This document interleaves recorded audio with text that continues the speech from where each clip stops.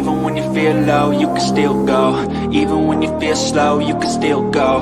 Even when there's no hope, you can still go. I never answer to no, man, I still go.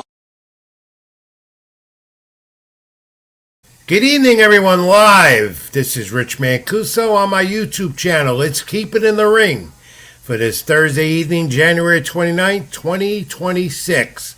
Good to be back with you. Tommy D, great job filling in for me last week.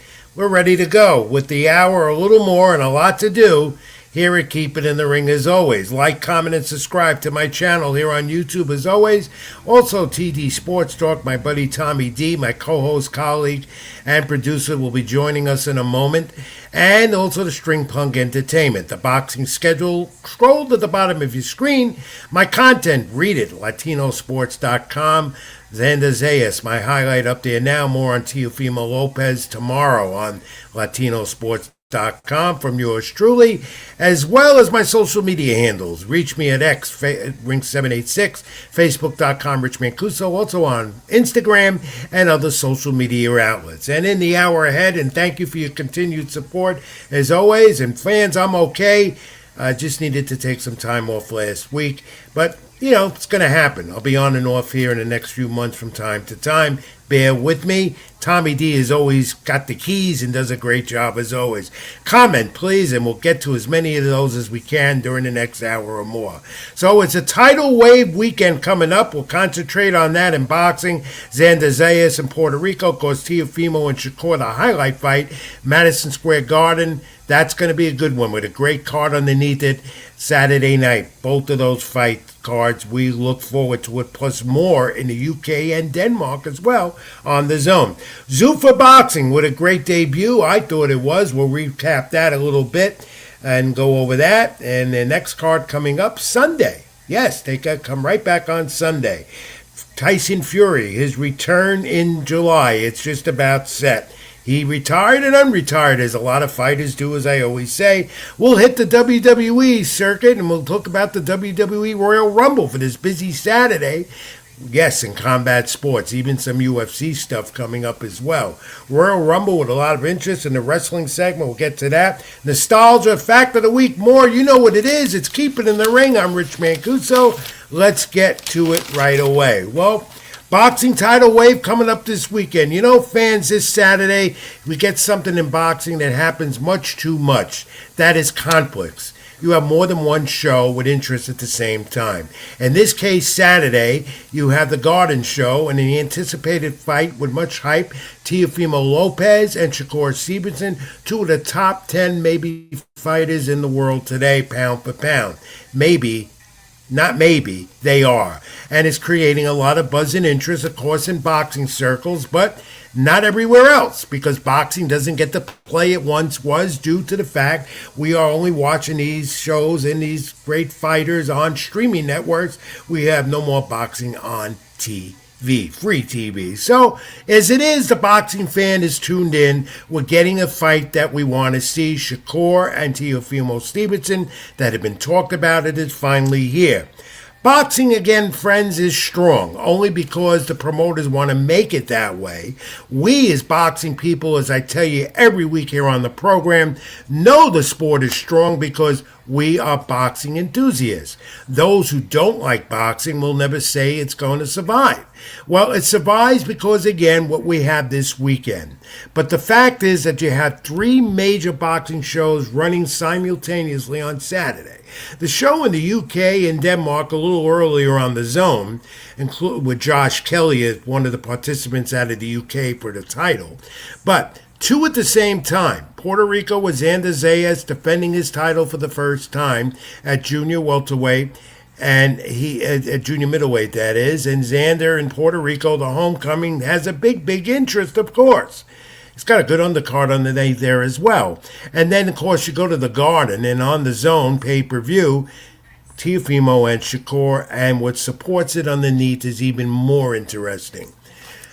What my point is here is this. Promoters want to make the fights. The Turk guy, of course, in Saudi Arabia, a big part of this with the ring. This one in New York, Ring 6.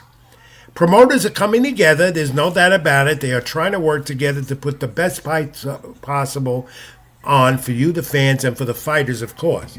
The money is there. The streaming networks incorporate a lot of that income into doing this. We hadn't seen that before. We're seeing it now.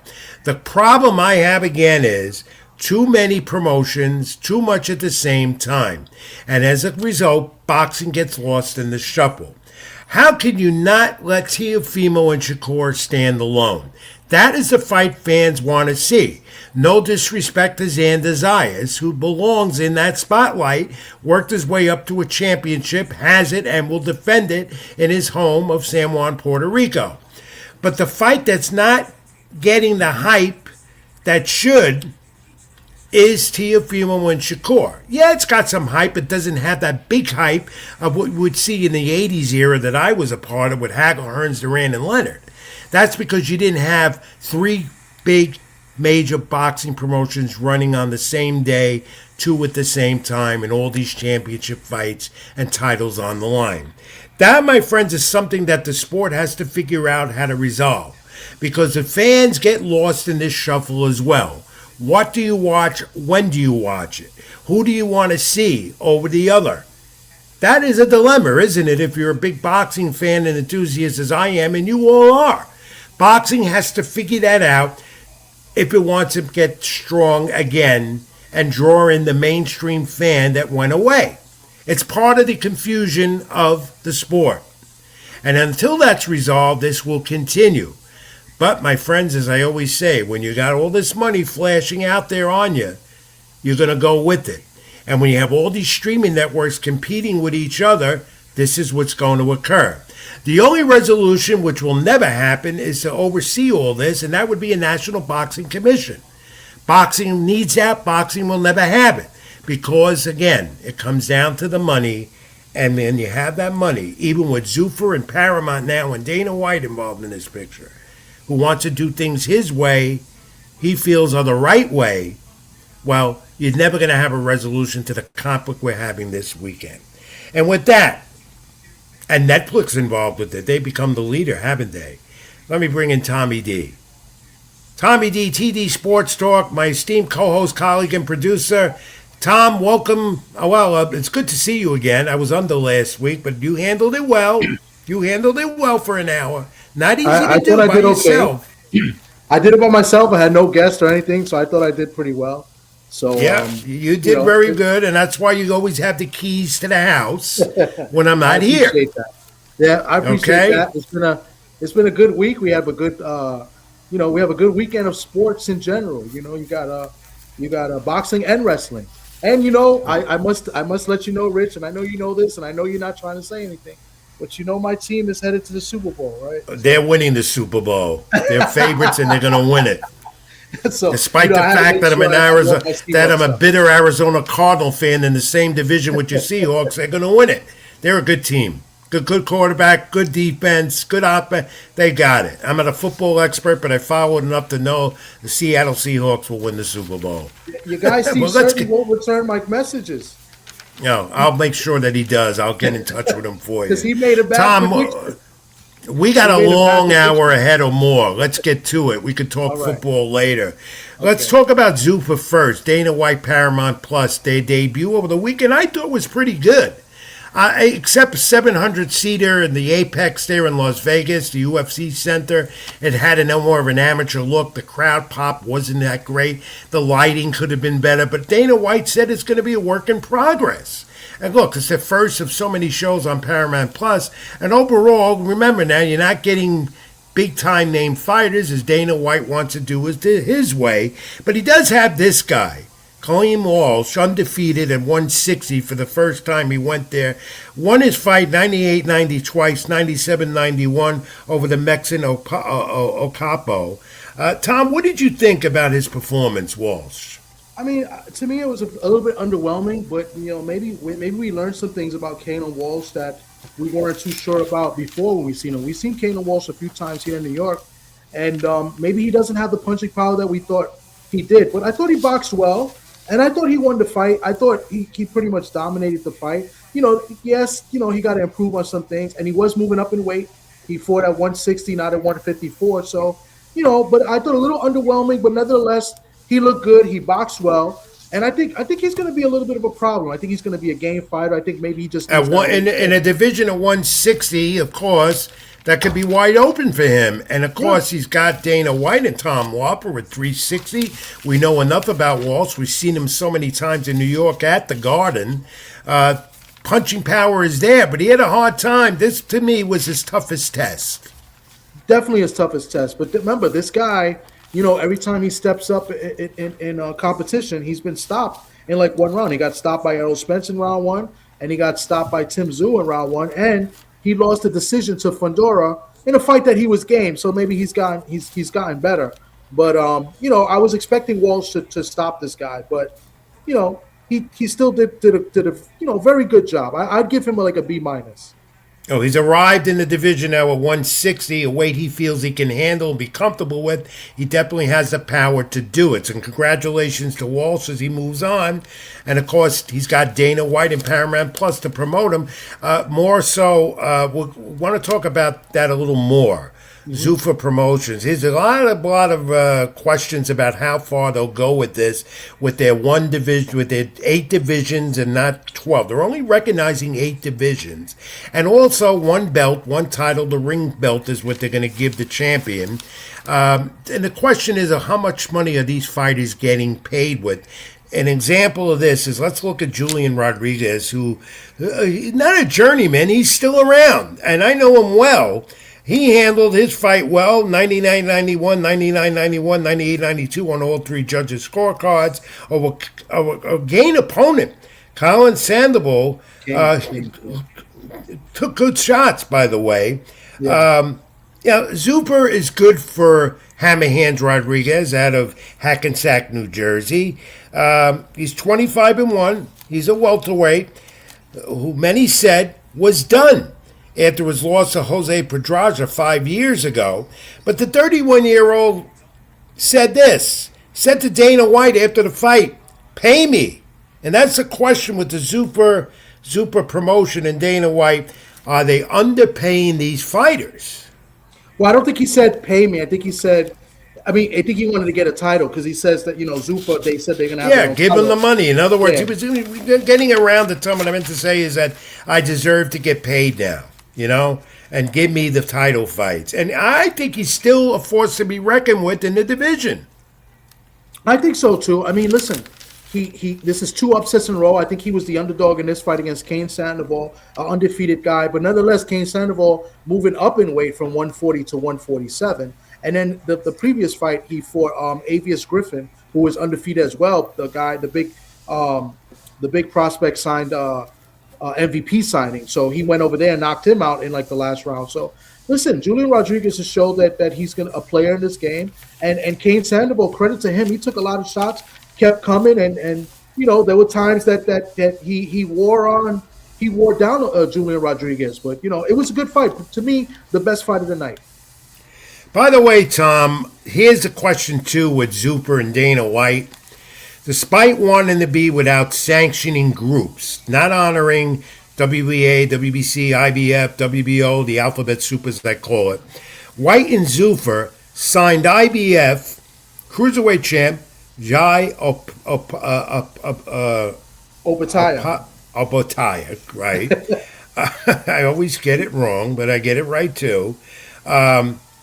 And he's going to go against cruiserweight champ Michelin. And next, that's going to be in March. That's what Shane Mosley. And Shane Mosley Jr. is a part of this now, too, of the promotion. So White said about all of this when asked, because he wants to go without the sanctioning groups, yet he's got a fighter here now, cruiserweight champ, who wants to unify that division and be undisputed. So that goes against everything that Dana White had said. He said, though, it's a work in progress, Dana White. Opatai signed and wants all the titles, of course. To me, Tom, this is very confusing and contradictory.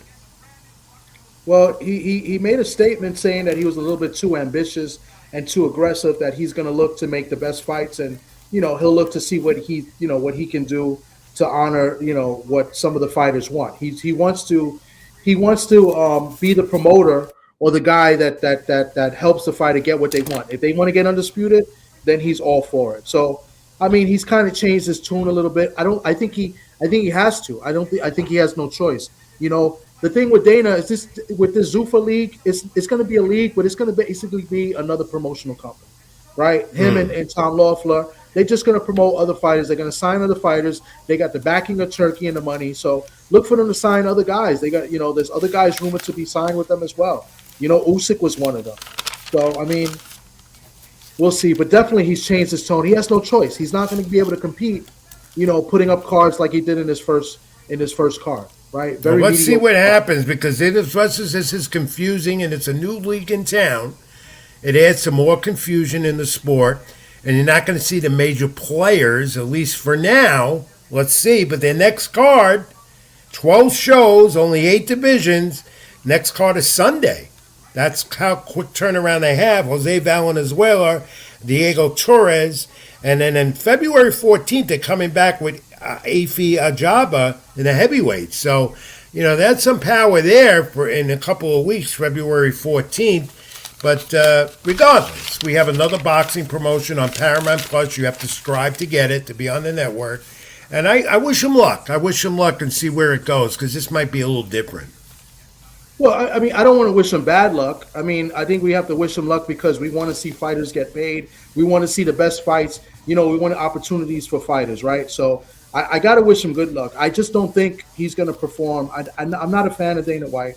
I don't think I would be a fan of Dana White, but I don't want to root for him to fail because I want to give him an opportunity to help these fighters as well. But you're also inside the Apex. He's also got the UFC venture and all this as well. Back-to-back nights. He had the boxing and the UFC together, so he's a busy man. But I think his focus here is on this Zuffa boxing. I think that's what he wants, and he wants to make it, because he says it's a work in progress, and he wants to do it differently. And so far, so good. Let's see where it goes. By the way, we will have a panel coming up and dissect some of these championship fights over the weekend. I just got a text, Tom, to go off base a little bit. Junior Bell from the Boxing Source will be joining us. Did not get the link to log on. So can you handle that? His email is correct. I mean, I send it to him. Yeah. Because the email I sent you, supposedly he didn't get it. But we'll move on. While we're doing that, I'm going to react it up a little bit, and we'll continue. Can you do that while we talk at the same time? Yeah. We can continue talking, and I'll put up the shots. Let me just type this again and see if maybe I typed it wrong. The email. I don't know. He said he didn't get it, but you're better adapted doing that than I am. That's for sure, my friend. Over the weekend, also on the Zone, reportedly this may have been the last show on the Zone with Golden Boy and Oscar De La Hoya. They don't have a new deal, and Raymond or Murtazaliev handed Andy Cruz his first loss, and we saw that. So the IBF Lightweight Championship at 135 now is very interesting. Of course, shakurstevenson moving up by 140, probably go back to 135 after facing Teofimolopez over the weekend. But let's take a look at that division now that Murtazaliev is a champ in the lightweight division now. Andy Cruz got his opportunity. Not his best performance. His first loss. He's 8-1, I believe, right? Andy Cruz, that was his first professional loss, yes. So let's take a look at that. The 135. There's Cruz right there. Let's take a look at the champions right there, because the WBA title vacant because Gervonta Davis went on the run and got arrested. Finally, handed himself in. That championship is in recess, and Gervonta's career to be determined now where that's headed. And Abdullah Mason, WBO champ. He's another part of it, and now we got Murtazaliev. What do you think? Good division or not? Yeah, it's a very solid division. I mean, and then the word is that Shakur, if he wins Saturday night, he said he's going back down to 135. So, not sure how true that is, but if he does, that makes the division still competitive. I mean, it's a good division. I like Abdullah Mason. I think he's a future star in this. How about Andy Cruz and Abdullah Mason? Is Andy Cruz out of the picture now? No, I think he will work his way up. Listen, I thought it was a close decision. I actually scored Andy Cruz the winner of this fight. I would have been happy with a draw. I didn't like one of the scorecards they gave. Oh yeah, it was close. I had that close. I had it close. I thought he I lost. had Muratalo winning. I mean, excuse me. I had Yeah, Cruz I, winning. I had Cruz got short Murtazaliev as winning well, the but- fight, but I think I had a 115, 113. But I really think that one judge, one of those three blind mice, I don't know where he was looking at, was so wide. 116 wide? What was it? Well, one was Ridiculous. 116, 112, and I believe the other one was 118. Too So, wide. Yeah, 110. Too something wide. like that. But It was sum 10 it all rounds up, to though. two. Yeah. Sum it all up, though, that was not one of Andy Cruz's best fights in his the limited number of fights he had to get that title opportunity. Yeah. He was ready, he was prepared, he was focused, but that was not one of his best. And as a result, Murtazaliev is a champion now in that division, which is competitive, no doubt about it. And on that card, what do we get, Tom? No, I was gonna say. I tell you what. Listen, even though I scored it for Cruz in a close fight, Muratalo won the championship rounds easy. I believe he won the 11th and 12th round. There's no doubt about that. And those are the championship rounds. So, and the 10th round was my swing round. That So, might have gave yeah. it to him, the 11th Yeah. and 12th round. Yeah. Yeah. Congratulations to him. He's a The boxing champion now. source has arrived, by the way. Okay, he's here. We'll get him in a Yes. moment. We'll bring Junior in a Okay. moment. Let's continue running this down before we get to Junior and some of the rest of the panel we have scheduled here tonight on Keep It in the Ring. Rich Mancuso, Tommy D, TD Sports Talk. Your comments, we'll get to them real quick. What are they saying, Tom? No, a lot of people here. I got one comment here. Muratalo better stay away from Abdullah, but I think he's a good fighter. Other people making fun of my Seahawks. Other people agree with me about Dana White. They don't like Dana White. You know, he says White is bad for boxing. And let's see. Anything about De La Hoya and Golden Boy now long ago? It's looking like he's going to lose the zone. Yeah, I don't know what De La Hoya is going to do with the. He said he was going to work with the PBC now. I don't know how true that is. I don't know. Well, you might have to. When we're going to go into that later on, where the streaming networks stand with certain promoters, who's doing what, and you're going to be startled to see what I came up with. On that card, Israel Madronov, 11-2-1. He Louis David Salvador, 99-91, 3 times on the cards. He's back in contention at 154. He looked good, Tom, but he's got a long road to climb to get back. Yeah, the opponent wasn't too much. You know, I don't think he was anything special. It would have been nice if he could have stopped him. But yeah, I thought he looked good. You know, versus a guy that I thought he should have beat up. He was there. He was a punching bag. He had him hurt in the later rounds. But yeah, let's see what happens from here. You know, coming back from 2 straight losses. You know, but we'll see. Okay, Tom, your favorite fighter now pops up on the scene again. God. He's February 21st, Ryan Garcia. There's been talk again about his mental health issues. I just read a thing on BoxingScene.com about that. He's all set, though, with Mario Barrios, T-Mobile Arena, February 21st, on the zone. But more so the undercard. This undercard is pretty damn good. When you look at Richardson Hitchens, Oscar Durate for the IBF 140-pound title, and take a look at that undercard. Russell's on it also, and Jaime Munguia reportedly get Resiniz is on that card. And I don't know if that's officially announced at 168, but that's a good undercard supporting Garcia Barrios. Yeah, it's a decent undercard, and then some PBC fighters. So this is it. Maybe this is the first of the I guess the merge or whatever they're doing with the PBC. You know, Russell and I can't pronounce this guy, the Japanese guy. He's half black, half Japanese. I believe he's half.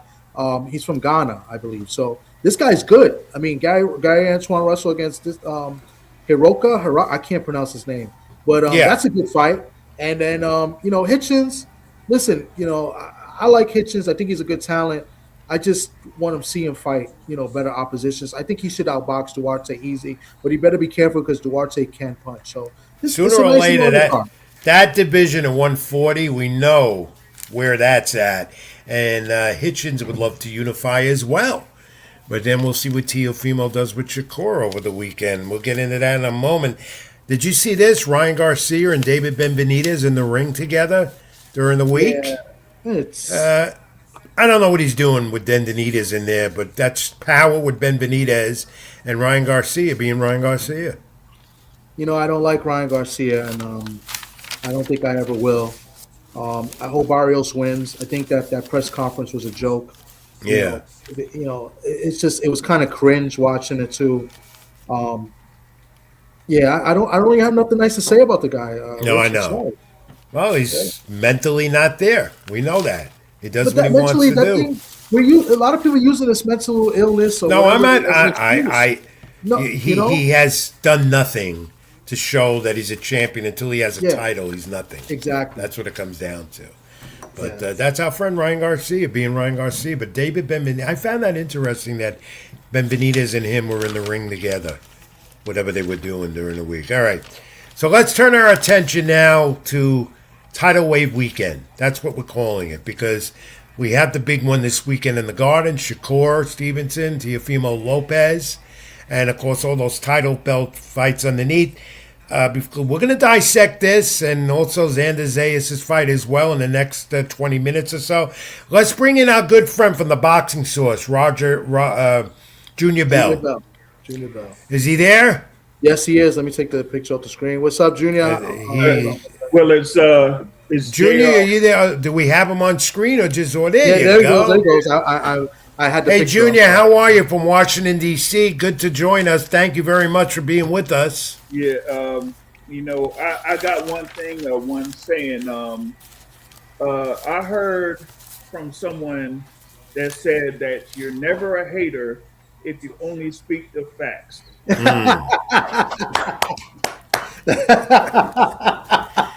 Well, I say, well, that's why we like Junior Bell. Oh man. So let's first take a look at this undercard in the Garden on Saturday night, Zone pay-per-view. And it's a good one, and then we'll go into the major one that everyone is buzzing about, at least with boxing people as we are.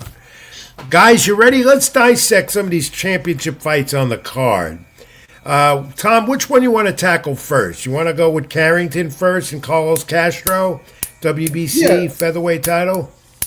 Yeah, this is probably my favorite fight of the night because I'm a New Yorker just like you, and I've been high on Shushu, his entire career. So yeah, I'm excited for this fight most of all out of all these fights. Shushu the opportunity to become a world champion for the first time. He's taking on a guy in Castro who fought Stephen Fulton, who I thought beat Stephen Fulton and Fulton got a kind of a gift decision in my opinion. He's a very game opponent. This is going to be a good fight. A lot of people questioning Shushu as far as like his punching power and stuff.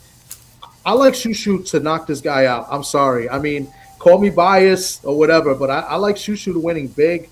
I got him in an 8-round stoppage, beating this guy, winning his Junior, first what's your thoughts on that fight? Carrington there, will be, coming off of his win there against, what was it, Matias Hita, when they were out there at the theater at Madison Square Garden in July. He's been very eager for this opportunity. He's been waiting for a world title shot, not just, being the WBC interim champion, but he's been waiting for a world title shot. So here against Carlos Castro, yeah, Castro has that extended layoff from the fight against Fulton. And I think that's going to really affect him here against someone like Bruce Carrington. And I think Carrington is going to, blitz him early. And yeah, stoppage may be in the works here, but it could be even earlier than 8. Being careful. Take a look at the middleweight title up for grab. WBC. Carlos Adamus and Austin Williams, guys. Your thoughts? You go ahead, Tom. Well, go ahead. I'm sorry. All right. With Adames, I got to see, how he's going to perform out here. He was aiming for a unification. Maybe it could have been against Janabek or maybe something against Lara, but didn't get either. They were saying that maybe he could defend it against his mandatory challenger, but that didn't happen. So now he's going up against Ammo Williams, who had the loss to Hamza Shiraz, but has strung up a few wins since then. So this is like the opportunity that he's been waiting for, ever since that big fight against Hamza Shiraz, where he fell short by stoppage. But I'm thinking here, I have to see what Adames does because I think the offensive level of Ammo Williams, if he picks it up a little bit, I want to see what Adames does in response to it. But Adamas does have a good enough jab and ample defense that he could, outpoint Austin Williams to a decision. You know what the shame is about this, guys? This undercard supporting Teofimo and Shakur, these other championship fights could be on a show itself alone. That's how good of a card this is at the Garden on Saturday night. Yeah, indeed. I mean, this is a. I think the undercard is solid. I mean, this is the Mecca. This is Madison Square Garden. I don't believe this fight was promoted as well as it should have. They say sellout, but I see tickets still available.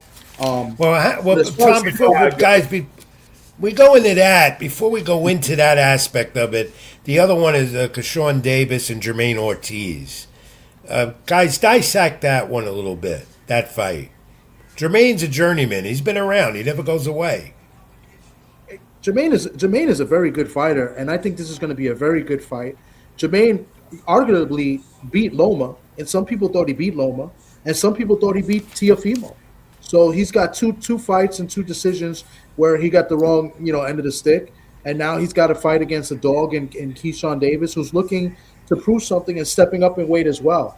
I think this is a fantastic fight. I think Jermaine Ortiz can box, just as well, if not a little bit better than Keyshawn.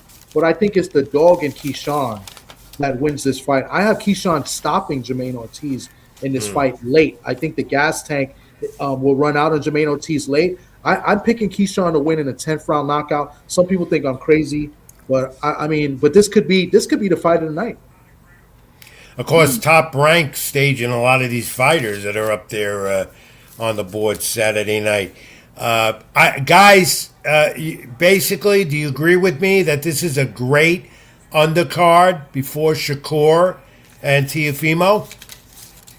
Oh yeah, I mean they really did their job here with the undercard. I guess they had to do something in response to this main event. I mean I know what was going on in the press conference here earlier today between we're gonna go into that. and Shakur Stevenson, but with some of the styles here with the fighters that are here in the undercard, that you could see some spectacular performances by some of these guys. Now you were talking about this thing here with Keyshawn and Jermaine Ortiz.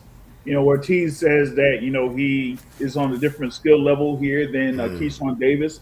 Keyshawn hasn't necessarily been in the ring since February 14th of last year, since he had that bout in Norfolk get canceled. What I did see there at the press conference in the face-off was that Keyshawn, looked like he, what I would say, he would be able to make 140, but you could see with his frame that he could be bigger than 140. Yeah. So I want to see it like how that shows in their battle there between Keyshawn and Jermaine Ortiz. But yeah. Do you guys agree that for both these guys, more so for Keyshawn, that this is a very, very not only compelling fight, but fight what I call implications around the board for both of them? Yeah, big time. Huge. I mean, I don't like to say must win. It's probably more of a bigger must win for Jermaine Ortiz, right? Because how many more opportunities will he get? And, Jermaine Ortiz, to his credit, has built himself back up to get the opportunity, right? Whereas Keyshawn, he's still kind of fresh coming up. He just became world champion last year, never got a chance to defend that title. So, but if Keyshawn was to lose, it's going to set him back, as far as all the stuff that he's been speaking about other fighters in his division and the lower division as well. So, listen, I think this is a big fight for both. I don't like to say must win, but it might very well be a must win for both guys. Junior, your thoughts? I agree with that, because you got this thing here with the WBO eliminator bout. Keyshawndavis is currently rated number 1 in the 140-pound ranking. So, the winner of this would likely be next in line for the WBO champion here, maybe later this year, right? And, you talk about the thing there with Jermaine Ortiz. He's had, multiple chances, whether it's been at 135 pounds or 140 pounds. Like this one right here, like this is like his best shot to get right in the mix there at the top of 140. He's not necessarily a guy that is, backed by the larger promotional companies out there, I mean, I want to get, shout out to Box Lab Promotions and Mark Piedra, who, Jermaine Ortiz is signed with, but you have like guys like him in BoxLab in comparison to a Top Rank, to a Matchroom, to like even like a Golden Boy or whatever it is. So if you lose this as Jermaine Ortiz, it's going to be really, really tough for you to get back in the world title mix, because you're going to have to either figure out a way to sign with one of those bigger promotional companies, or work back up the rankings as you did before your last loss to Teofimolopez. Good points. Well, look, 3 world title fights Saturday night at the Garden, and it's going to be a good one. They say it's sold out. Some say it's not. It will be sold out. There's been a buzz for this, as I said on the opening. Boxing, it's not getting the play. Because you know what? If this was the 1980s era, when we didn't have social media and the internet, this fight would be front page headlines that we're talking about now. The hype is over. They're ready. The press conference was today. I saw a more focused Teofimolopez than I ever saw before. He was funny. He was comical. And then it was then Kevin Connolly, Teofimo's manager, and shakurstevenson went at it a little bit. But other than that, they got their points across. Let's get to the big one Saturday night. And of course, Shakur moving up in weight for this one. And of course, Teofimolopez. There they were already the other night at the Garden before a Knicks-Kings game. Holding up the belts was Teofimo. Teofimo, of course, is quick, got power, he's focused. He's got the size advantages against the southpaw Shakur. I believe a brawl will go to Lopez if they want to brawl. Stevenson's got the jab, the footwork, the distance, and most of all, the defense. That's been his albatross, where people get on him about that. There's the tail of the tape. Of course, they're both undefeated. And the knockout power is there. Oh, well, the one loss, right. Yeah, one loss. Thank you. Tom's... that's why I got Tom, because his vision and everything is better than mine, even his memory. Yeah. But look at the reach advantage, the height advantage, and all that stuff. Guys, let's dissect this a bit. See who you're picking and why. I'll let you Either one go first. Like I was thinking if I was gonna be at this fight card, but the whole thing with the credentials and all that type of stuff didn't quite work out. That's a whole different story. You mean they denied you? How, Junior? You got denied? Yeah. The ring. I can't stand the ring. I feel you, Junior, and I feel exactly the way you feel. That's part of it. But in reference to this matchup, in reference to this particular matchup, I wasn't necessarily looking forward to it because of the styles of both fighters. Both are counter puncher. They have that counter puncher mentality. With Teofimo, he can, take the lead for a little bit, but he's not necessarily comfortable in taking the lead or taking it to the next level. You've seen that ever since he's been there at the 140-pound division. All of his wins have been by decision, except for his very first bout that he had up there against Pedro Campa at that tent in Las Vegas that they put up, out of nowhere, right? But ever since then, it's basically been decision victories, including, the one against Jermaine Ortiz that a number of people felt like, Jermaine Ortiz won. I particularly point out to Teofimolopez's bout in that same venue there in Madison Square Garden against Sandor Martin, where, of course, he had that whole thing, do I still got it?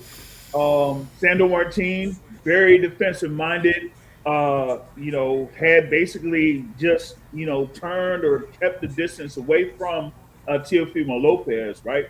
And, hey, he probably ain't the only one.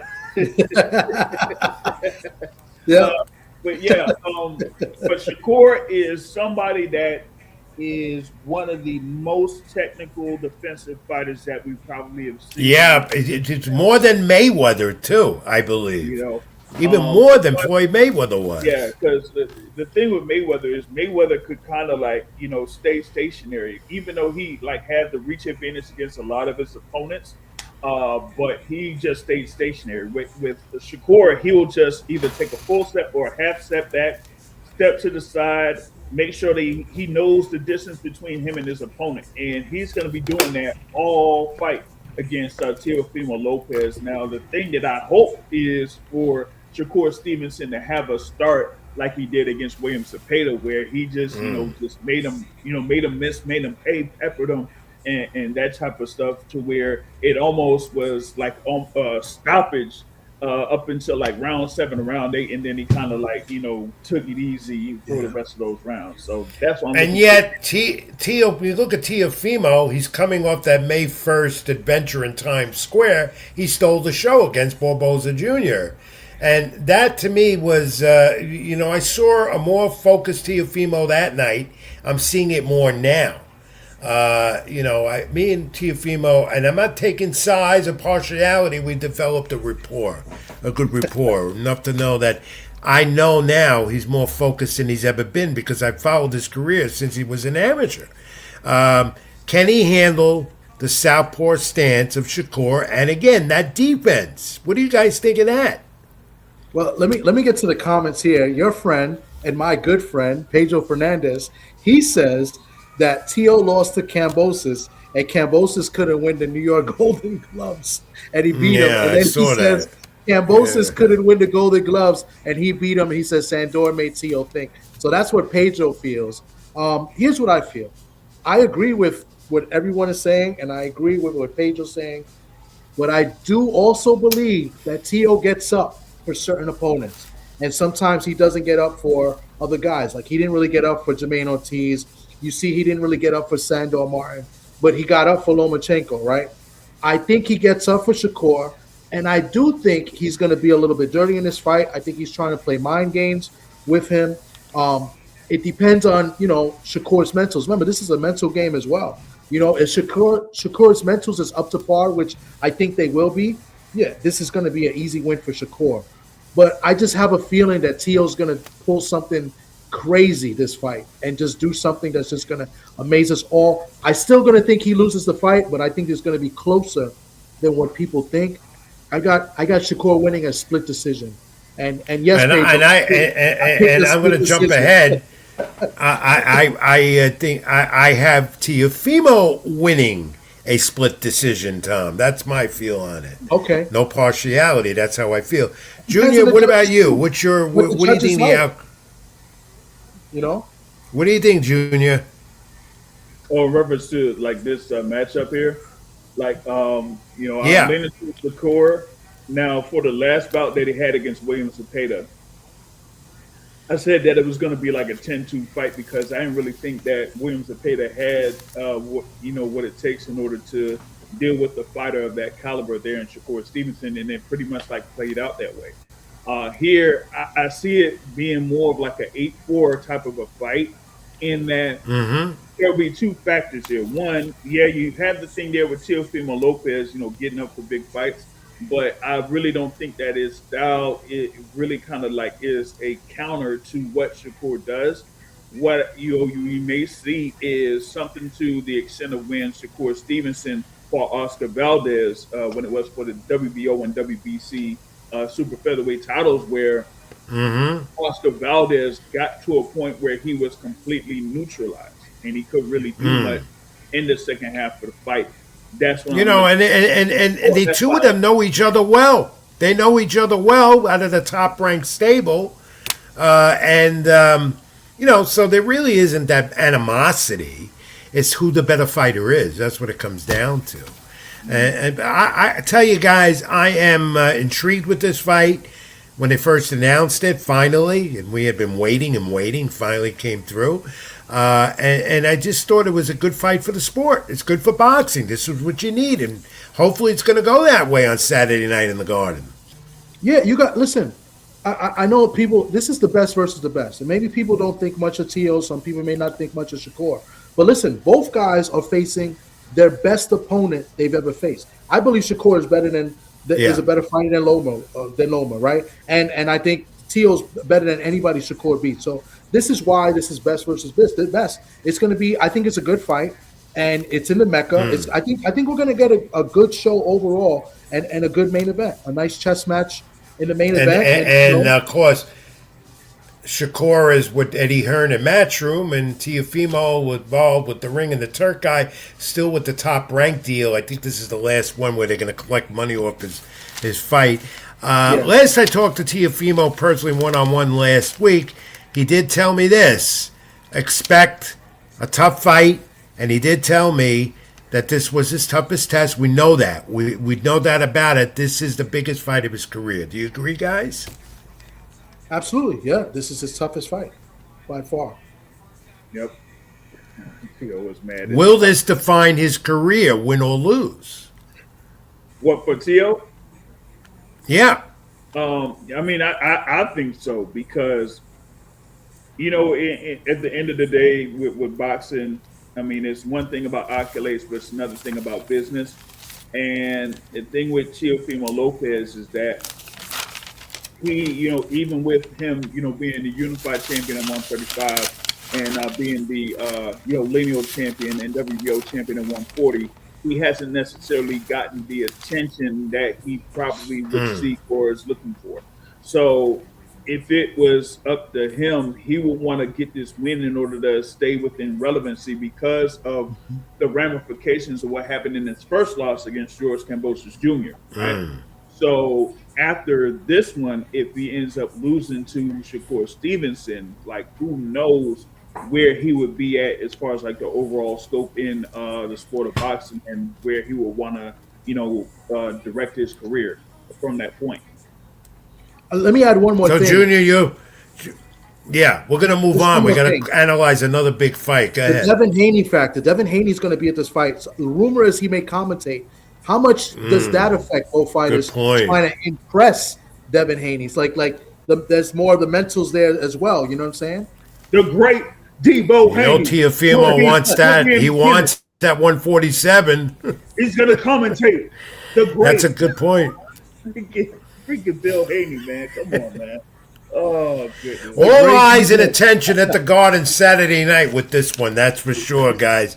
Again, I got Teofimo winning split decision. So Tom has a Shakur split decision. And Junior, finally, your prediction on it? Shakur by 8 rounds to 4. Unanimous. Okay. All right. Let's see where it goes. No bets on the table with us. That's for sure. No. We don't know what's going to happen.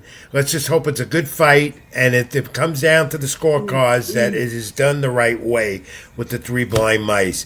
And, you know, at the same time, simultaneously, San Juan, Puerto Rico, homecoming for Xanderzayas, first title defense, defending 154, the WBO title. Unification, he said that, against Bakhram. How do you pronounce it, Tom? I think it's Barau. Yeah. Barau. You know, they had a friendly press conference final today in Puerto Rico and San Juan. Zay is saying his only goal right now is to defend that title. He wants to unify.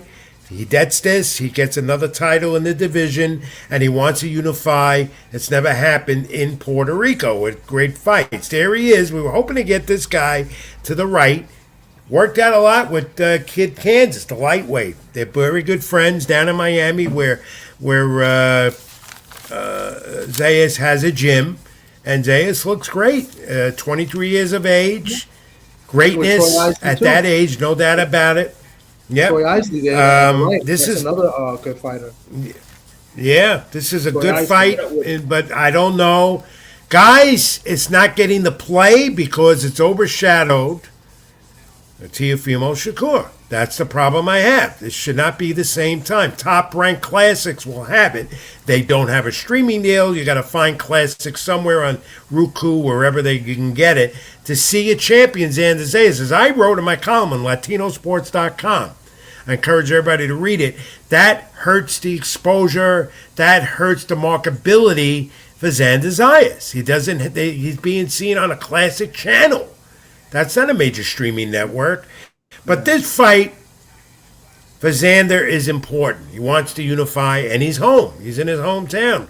How do you see this going, guys? You know, for me, I think it's going to be Xanderzayas with the win.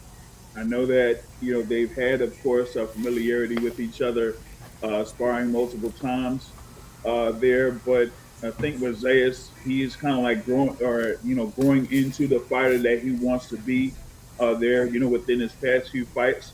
He has that experience against a former world champion. out there, and Patrick Teixeira. Had a couple of other good fights there.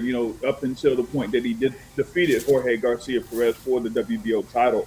For Barao, he had a great effort there to win at the time the WBA interim championship there. But I think even with his activity within the 154-pound division, as far as like his clinch output, I think he's going to get outpointed here by Xanderzayas, and it'll be Xanderzayas by decision to unify the titles there with the WBA and WBO.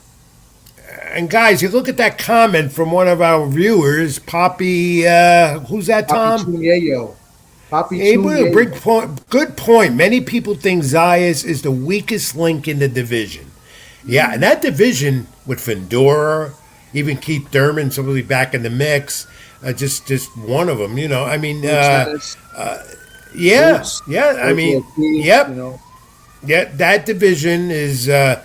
That comment could be very well leading up to what we could, for Saturday night with Zayas in Puerto Rico, because he could be the weakest, and that's why he has to win this fight to shut everybody up. I think this is a tough matchup, but I don't know if people know this. They've worked with each other before, so they know each other. They sparred. They know each other well. They were sparring partners. It's in my column in LatinoSports.com. So I like Xander in Puerto Rico. I like it. I think it's going to be a very competitive fight, but I like Xander to win a nice unanimous decision. A very competitive fight. 8 rounds of 4, 7 rounds of 5. But I got Xander winning this fight. Yeah, I like Xander winning this fight, and I think it's not going to go knockout route. He's been tending to go late in rounds now in his last few fights, even with Garcia to win the championship at the Garden that we saw back late last year. But I like Xander winning this on points. Again, hope the 3 judges at ringside, whoever they are, do the right thing. That's what we asked for, right? Unless you got Tim Cheatham out there, like he said. Tim Cheatham, you got to be careful with this guy. Guys, this is also a good card before Zayas and Barao. I bought Barao. Somebody got Barao by late stoppage. No, we'll see. We'll see. Xander looks like he's in the best shape of his career, even with a title around his waist. Good undercard, Roman Polanco, an exciting young fighter, undefeated junior bantamweight. He's on this card as well. Polanco looking for big things. And so, again, guys, we'll be at the Garden Saturday night. Junior, you'll be in the comforts of your home, unfortunately. But we'd love to see you up here. But what are you going to do? Watch them both at the same time? I'm gonna watch them both at the same time. I mean, I ain't going out there with the weather being around degrees in the evening up there. Nah. Like I already got, No, you're right. Yeah, I already got the program. Traveling's tough.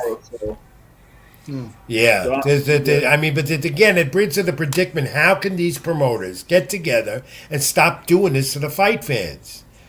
Can't put on 2 great cards at the same time. It's just not fair to the fighters more than anything else. It's a busy day Saturday. I mean, you got the card earlier in the UK, right? I think you got. Yeah, we're talking about the UK. Yeah, on the zone, you have the IBF junior middleweight title, Joshkelly against Murtazaliev. And in Denmark, I botched that one up too. Apologies. In Denmark, earlier, super middleweight William Skull. Remember him? Fort Canelo? That's on there as well. So you got 2 fights on the zone, then you got these 2. Guys, I'll leave you with this quick. I got some more things to go over with you as well, but how, in your opinion, do promoters prevent this from happening? It's not fair to the fighters. It's not fair to the boxing fans. It's not. I mean, I think they'll do well in their respective places. I mean, listen, I'm sure Xander will do well in Puerto Rico, and the Garden. It looks like they said they sold out. I don't believe it. That's a good card. They'll do well in the UK. They're great supporters of boxing and the sport of boxing. So I'm sure they'll do well. I'm not sure about the William Skull fight, but I think it's fine. It's 3 different locations, where they do support, boxing. So I think he'll do well. Well, if As you far have as TV, it's one bad. thing, Yeah. if you have a subscription to the Zone, you're in good shape because you got it all. Yeah, but the thing is, listen, I'm gonna be at the fight Saturday, so I'm gonna have to watch all the other fights on replay. Except for the UK, we can watch, on our phones or whatever. I can watch that. All right, Junior, I'm going to put you on the spot. How are you going to handle? I've done it many times because Rich Mancuso likes to multitask. How are you going to handle two big cards at the same time? Major fights Well, I mean, you're for gonna the have boxing source. what's going to happen is you have the fights that are going to be on Top Rank Classics. I mean, that's going to be whatever. So I'm mainly going to follow what's going to be happening with Ring 6 in the fights there. Yeah. Because it said like some of the fights. They said the first few fights will actually be on the Zone, like free on the Zone or whatever it is. So he'll be able to catch, I think, Jarrell Miller versus Kingsley Abe on that fight card, and a couple of other fights that are, that'll be. I'll be at ringside. Hopefully, who knows where they'll put me. Rich, Somehow or another, I'll be. They're gonna put you in the roof. They're gonna put. They might put me up in the by the bridge. They call it I the think that's bridge. what they're gonna do because that's what they tried to do the last time to me. No, I don't know. We'll see because they got to try to do with the ring people. Who knows what they're going to do? I don't know. Anyway, it's going to be a busy Saturday. And if you're a boxing freak, and then because we got the Royal Rumble at 2 p.m. Eastern, we'll talk about that Rumble too, a little while, Tom. Good, interesting Saturday. But, guys, I want to go over a couple other things with both of you as we keep it in the ring some more. You saw this at Christian Mabili, who I always said would be a champ. He's been ascended now to the WBC 168-pound title and probably headed to a clash with Canelo Alvarez in September. What do you think, briefly? I mean, go ahead. Sorry. Yeah, I mean, I was able to have the conversation. They had an open conference call with Christian and Billy earlier today. He's looking, for a big fight, whether it's against Canelo Alvarez or against the likes of a Caleb Plant or, something there with like a Hamza Shiraz or something like that. But what it remains to be seen if that'll actually come to fruition. They do have, Eye of the Tiger Promotions that's able to, get those fight for a number of their fighters. We've seen them there against Lester Martinez in that Canelo Crawford card. And now you see that another one of their fighters there for Eye of the Tiger is going up against Tyson Fury and Arslan Bekmambetov, right? So for Christian, we're going to go over that. Yeah. So Christian and Billy is looking to see if he could have one undefeated power. From Montreal. I also asked him if he wants to have one defense of that WBC super middleweight title in Quebec City or Montreal. And that was the title that Terrence Crawford threw out the window. That's the one he had that he took from Canelo. All right. Jesse Bam Bam Rodriguez resigned with Matchroom. Zuffa was bidding for him, so Bam Bam back with Matchroom. And, of course, now we get to Tyson Fury returning. He never retired. I always said that. It says the Turk guy just claims this fight will happen Saturday, April 11th. Because this guy, what's his name again? Junior, pronounce it. He's a knockout artist. That's all I know. On Netflix. That's a ring event in Saudi Arabia. Let's see how much for Tyson Fury has left. Is he going to fight Anthony Joshua down the line? Joshua went on Instagram today and offered came out. It was a very solemn message about the deaths of his two friends in an fatal car accident in Nigeria. But Joshua and Fury might still happen. It all depends on Joshua's mentality and health. See if that happens. Guys, I leave you with this.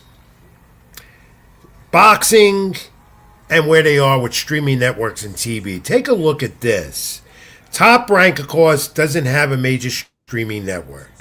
Golden Boy in the Zone, maybe not renewing. PBC, Amazon Prime with the PBC. 5 shows. And the 5 shows they've done have been pay-per-view. They have nothing set for this year. Matchroom in the Zone, 2 events planned. That's it so far. Of course, They have the Zone, the worldwide leader, and Zuper has the 12 shows with Paramount Plus. Is the sport healthy based on what you just heard? Nowhere near healthy. You pretty much like gave out the stats there, right? The Golden Boy, had their recent announcement about the streaming platform that they're going to be on, and I guess that's not much different than what Top Rank has right now. The thing with Premier Boxing Champions, it doesn't seem like they have something set in place, and that could be a part of the reason why we haven't heard much about Fundora versus Thurman, because folks thought it would have happened already, and now they're thinking it might happen in March, but we're waiting on that In March, right? Depending on Thurman, if Keith is healthy, we never know what's going on with Keith Thurman. Keith's good. He's good. He's had recent conversation. Fundora has recovered from his injury, right? From the hand or the wrist, whatever it was. Yeah, but still, and they're rescheduling it. It's still more about, if they're going to reschedule it, is it going to be March 21st or March 28th? That's what people are trying to zero in on. But we'll see what happens. We'll see. It remains to be seen what happens with PBC in itself, because if you're only going to have like these few amount of fights here on at least Amazon Prime or whatever it is, that's not going to work for this series of fights. No. Right. So that's why, like, Netflix it seems like Netflix is becoming the rival to the Zone right now. Jake Paul and everyone else wants to go to Netflix. You can hear them. Over 300 million subscribers, they should. They know where to go. As I said at the top of the hour, it's all about the money. Great stuff, guys. But first, before I let Tom, you're still with me. We'll reach the top of the hour. We're going to take our break in a moment. Junior Bell, the Boxing Source, always great having you. But you're going to be in on this now. Tom, you know what it is. Fact of the week. Let's get it up. Junior, you're going to take a shot at it as well with Rich Mancuso. You ready, guys? All right, what you got? Here we go. Now, you guys can count 1, 2, 3, 4, 5, 6. I know that. I think so. Right? Oh, I think so, too. As bad as I am with math. But in boxing, 1, 2, 3, 4, 5, 6 has a meaning for a fighter, each number. What does one? Take a shot at what a 1 means when it comes to a trainer telling them what to do, coach in the ring or in training. A 1, a 2, a 3, 4, 5, 6. I was hoping Kid Kansas would have joined us on the program because he could have got this because he's a fighter. But, guys, what do you think a 1 signifies from a trainer or coach to a fighter? What does that say for him to do, a 1? Basically, what for me, a 1 is like an actual 1 for offense, which is just a jab. You got it. The lead jab. Very good. All right, number 2. What do you think that is? That would be the follow-up. The follow-up to the 1. The cross, the power punch with the rear hand. Mm-hmm. You're close. 3. What does he call for a 3? Oh, Tom, you're too quiet because it must. I don't know. I think Tom went there's a away. diagram on this, and I was trying to cheat. it could be a follow. It could be a follow-up. Oh. So 1, It's a lead hook. 3. Boy, okay. Junior, have you been in the ring? Because you got it. You got that one. A 4. What's a 4? So, No, that's not. Oh, you're cheating, Tom. Yeah, see, that's what I knew we had it. I knew we had it. That's what I was looking That's for. cheating. yeah, you can't. Well, the 4 is the rear hook. The rear hard circular punch. What's the 5? What would be a 5? Uppercut? The lead uppercut. Yes, a lead uppercut. Very good from both of you. Finally, the 6. Without cheating, Tom. Come on, that's cheating. No, I know. I forgot. Now, The 6. I'm gonna guess this with the 6. I would say it's a punch to the body. It's the upward punch, the lead hand. That's what it is. Okay. 1, 2, 3, 4, 5, 6. That's what the trainers and coaches ask for from a fighter. Good job, though, both of you. Nice Fact of one. the That was a week. good one. Thanks. That was a different Yeah. one. We'll give you Yeah, I credit for it, cheated. I'm Tom, not gonna lie. despite But that I you remember cheated. you Yeah, gave me that I know you diagram did. like a couple months ago, and we never really used it. Yeah, So and I you was like, kept it okay. because you knew it was coming and you cheated, but good job.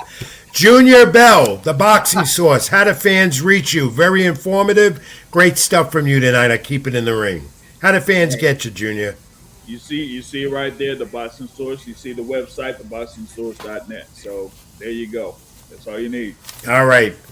My friend, you're a champ as always. Thanks for coming on.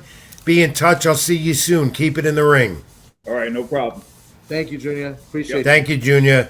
Tom, he's great. He always He's is. great. He's very knowledgeable. He does great work. He knows his I've stuff. got to We're meet him going to a few have him on times. here more often.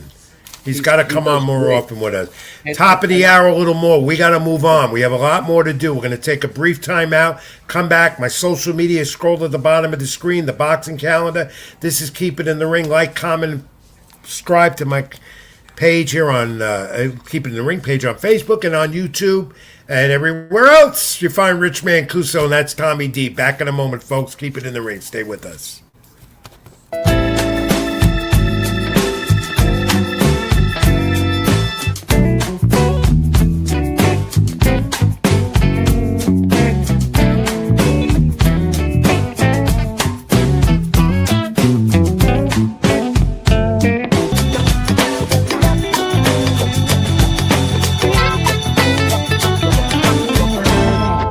Even when you feel low, you can still go.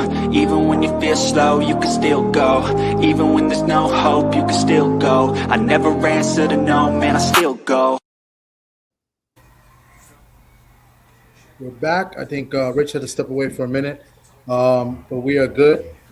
We're going to stream along. I think we're going to get to the wrestling portion of the show, and there goes Rich coming back right now. Yo, no, I'm here. I had to Yeah, do my, so- you know. And I think you're going to lead off with some UFC. I think, right? Yeah, let's get to that. Back with Keep It in the Ring. I'm sorry about the delay, but I thought we were going to go a little longer. But we got to rush through because we don't want to go 2 hours. No, we can't. Yeah, the UFC, and you talk about Zuper and Dana White. And here's the UFC card. He's setting up in Washington, D.C. on the lawn at the White House. The fighters will come out of the Oval Office. I believe this is going to be July 3rd in commemoration 250 years United States independence. Supposedly Dana White says it's going to be a setup, something like that. Conor McGregor's not going to be on the card. He would have been highlighted and good for it. There'll be no live gate for this. In other words, it's going to be private. No sponsors on the cage. It's going to be an event, more of a political event for the president, Dana White, UFC. But going to be a big event. People will tune in, probably be on Netflix as well. Oh, no, be Paramount Plus. That's his deal with Paramount Plus, not Netflix. And then this. Glad to see he's recovered. Cameron Smotherman collapsed at the weigh-in. 135, try to make weight. A UFC event. Zuffa Paramount show is supposed to be on that. Try to make the weight limit. Again, it brings up the old question about weigh-ins, not only for UFC, MMA fighters, but for pro fighters in general. Weigh them the same day, Tom, to prevent incidents like this, the dehydration and so forth.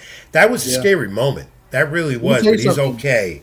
Rich, a lot of people don't know this, but this happens way more than we've seen. This is just one rare time we see it. This happens a lot, especially in the UFC. You just don't see it, but it does happen a lot in UFC. It does happen, but I think the way to prevent this again, despite you getting feedback that it's not going to work, do it like it was in the old day. Weigh in same day. You don't have to go through all this. Fighters don't have to make, dehydrate, causes a lot. It affects them health-wise. They could seriously be injured. They could seriously affects their medical, their health. It's not good. It's dangerous.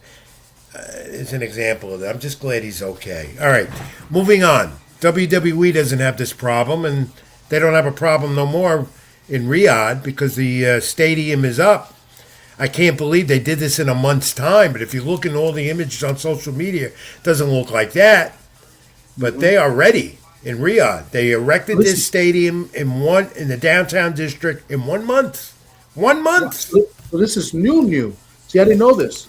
So they're gonna have Yes, a lot of fans. they built it in a month. Wow. Yeah, they're gonna have 30,000 in there. I heard. Royal Rumble on Saturday, the big fight weekend, and we have the Royal Rumble.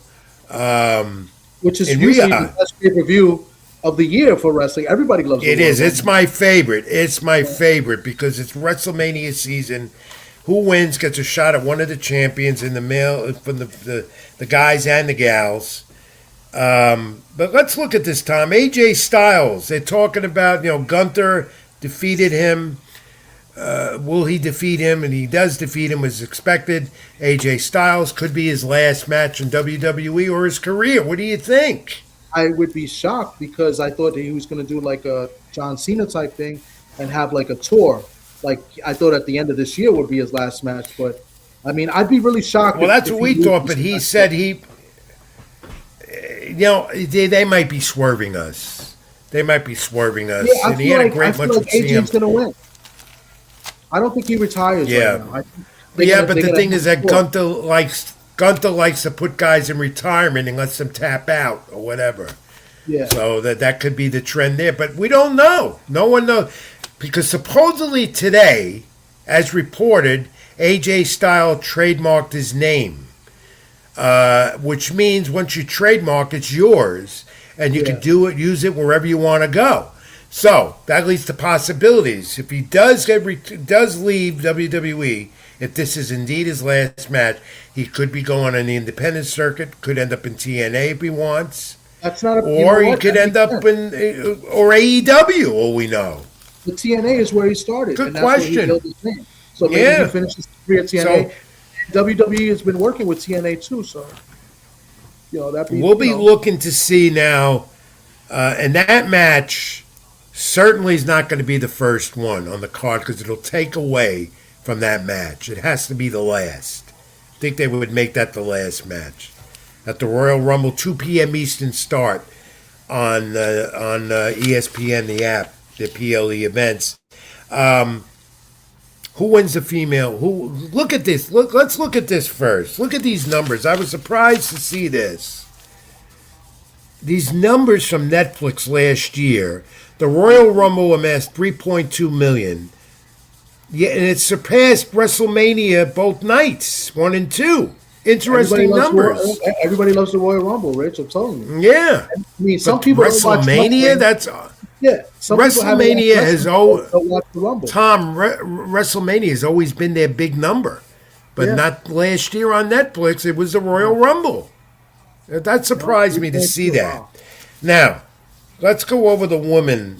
Let's go over the female entrants and take a look who you might think will win the women's Royal Rumble match. Liv Morgan, she could be the favorite. She could go any ways with this. It's a full entrance of. We're not going to announce them all. Expect some surprises, but not as many because it's in Riyadh. Yeah. So we're not being tuned in as much as to who's there already. That could be a surprise. You've heard names, Stone Cold again, this one, that one, but you're not going to see as many. You're not going to know. You're not going to know till Sunday, till Saturday afternoon. Favorites, Rich. Two of my favorites. It's Saturday. Two of my favorites. Chris Jericho. And is he coming back for the Rumble? It could be the return of your favorite and my favorite, Grande Americano. Chad Gable might be back. Oh, yeah. He might be back, a Grande Americano. I know you don't like Chad Gable. Mask him now. No, I don't like any of that. What other surprises, maybe? Put your thinking cap on. Who else? They said Jericho, I think Liv Morgan will win Liv Morgan wins the women's Royal Rumble match. She wins that to me. Who wins the men? I don't know. Yeah. Now, are they leading to the Rhodes Reigns rematch at WrestleMania? I don't know. Is The Rock going to be involved in this? I don't think so because last year's fiasco with WrestleMania and all that with John Cena was a fiasco. So, Who won is last it year? Rhodes Jey or Uso, right? Roman Reigns? Maybe Brock Lesnar. He's in the match. I have a Finn feeling. I have a Balor. feeling. Now, here's the angle they're doing. How do they swerve us on Finn Balor? Because he was told he cannot get in. There, it was filled up. All 30 were entered. But now Rey Mysterio supposedly is injured. That could be the angle to get Balor in that match. Finn Balor, okay. Who do you like? Who do you think comes out of that men's Royal Rumble? I as think the winner? men's is very wide open. I mean, it looks like Roman Reigns might be the guy because I think they're trying to make Rhodes and Reigns. But I don't know. I think it's very wide open in the men's division. I thought it would be Gunther. Yeah. But Gunther's going to fight AJ, so I don't even know. This is a Royal Rumble that everyone has no idea because they've been pretty quiet about it because it's in Riyadh. That's why. And you don't know where the wrestlers are, who's coming in privately, and where they are. See, in the States, the fans know where these guys are going to be. They know when their planes are arriving at the airport, and they know what hotels they're staying at, so they get they can know. But no one knows. Going to be an interesting Royal Rumble Saturday, 2 p.m. Eastern from Riyadh. I wish they wouldn't do it that way, but you know what? It gives us a chance to watch some of it at most before heading to the fights at the Garden Saturday night. Is it on Peacock or ESPN? No, it's ESPN. ESPN. They have the rights to the PLEs right now. So Royal Rumble Sunday, WrestleMania season begins with a lot of questions and who will be there. And the AEW Ciampa is now in AEW. Showed up on Dynamite last night, and he's got a Dynamite match with Briscoe and Brody King, but Briscoe and the TNT title up for grabs. Ciampa is now AEW. MJF has his hands tied up. Page again for the title. Again, their angles are all over the place. You never know what they're going to do. And I know you're not an AEW fanatic anyway. So No shot. Yeah. I know, that's why you're not commenting. Maybe they should get El Grande Americano. No, that'd be a waste. Hey, you never know. Tom, one final brief timeout. We have to get to the sponsors, of course, on the program. And then back with nostalgia and wrap it all up. Rich Mancuso, Tommy D, to Keep It in the Ring. Like, comment, and subscribe to my channel on YouTube. Tommy D, TD Sports Talk, Dream Punk Entertainment. Like the Facebook Keep It in the Ring page. Back in a moment. Stay with us. I'm Rich. That's Tom. Keep It in the Ring.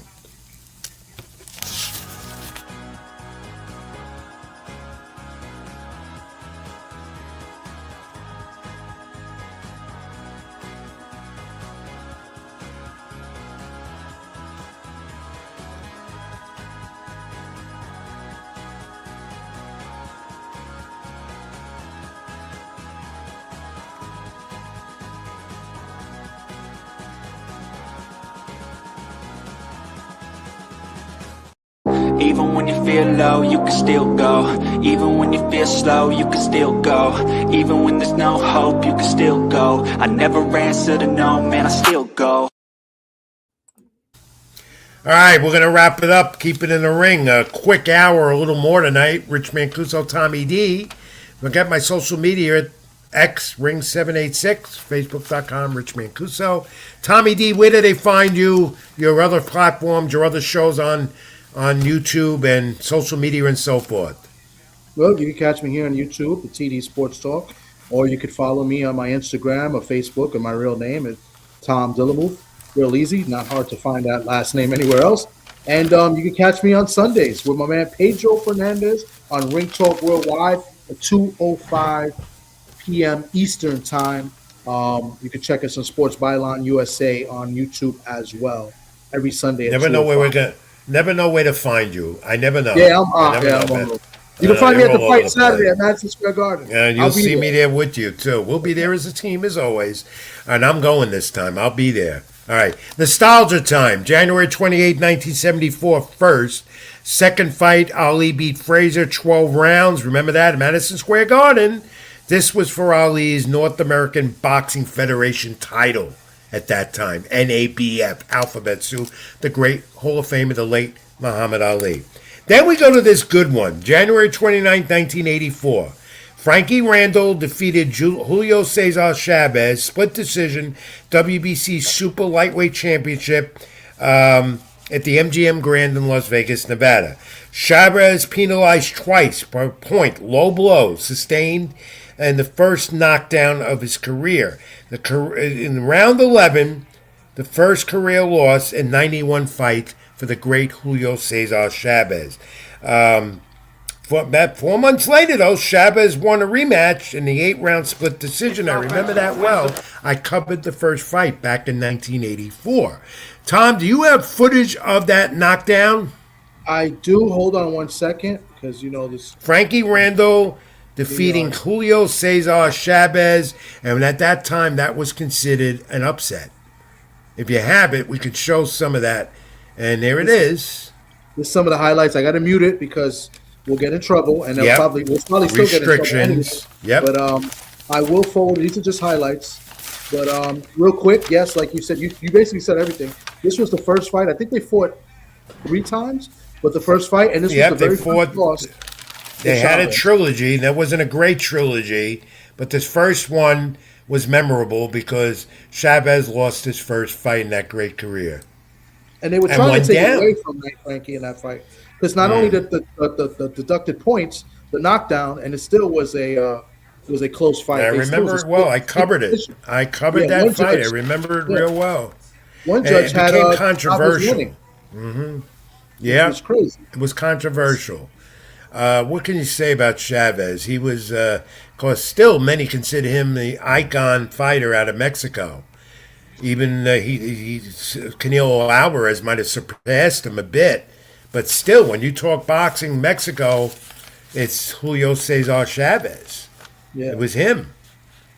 This is round 11. Seems like his career would never end. Yeah. Yeah, well, if you got that, we'll get to that briefly. There it goes. The knockdown, there it was. Right there. Frankie Randall surprised him. He surprised him. Yeah, that's for sure. Too. But that knockdown goes down in boxing history because Chavez went down. And he didn't go down much. In fact, not at all. Up to that point. Yeah. Good job loading this up. Yep. Good job, Tom. Thank you. Okay. That's the nostalgia bad for the week. Randall Chavez. Enjoy doing that every week. Hope you do too, all of you. All right, let's get to some in the past. How about this image I got of these 3 wrestling icons, pro wrestling? You got Captain Lou Albano, the Grand Wizard, and Freddie Blassie. In my time, 3 of the great managers in pro wrestling with the old WWF. How about them, Tom? The Wizard? Is that the Wizard? That's the Grand Wizard, Ernie Roth. Grand Wizard, yep. Yeah, okay. I forgot about him. Wow. The great Freddie Blassie. And, of course, Captain Lou Albano had the record of managing the number of tag team champions in his career. All 3 of them. Rest in peace, continually. In the middle? And there he is. I'm doing commentary with Captain Lou Albano. This is pretty cool. At an independent show. I don't even remember when that was. But this is real nostalgia. Yeah. Right? With me and Captain Lou. With you, Rich. He was a character. When you hung out with him and went to airports with him, wherever you were with him, I mean, you talk about an icon. You couldn't get to your plane on time because of him. I remember we took a flight to Boston because we were doing a project together, and we missed the plane because he's busy chatting it up with fans and signing autographs. He loved the fans. He loved them, and they loved him. And I loved doing commentary with him because you didn't know what was going to come out of his mouth. But there he is with me on the mic. I don't remember where that show was. Somewhere in New York somewhere. When I had more hair on my head and a beard. Yeah, the beard. Look at you. All right? Yeah. Wow. And then we go to some of the old posters of the heyday in wrestling when your new shows were. Hulk Hogan, Big Boss Man. Where was this? Madison Square Garden. That's how they advertised before social media. A fight poster, January 23rd. Back in, I don't know what year it was then. Yeah, it doesn't say. But, wow. Big Boss Man and Hulk Hogan, of course, both passed on. And they had some epic matches back in the day. Look at the names on there. You got some of those names go back. Like Brutus the Barber Beefcake. I'm going to show a photo next week of me and Brutus the Barber with my eyes closed. I think this might be as well. If I had to guess, this is like 1991. Yeah, and what's the other one we got?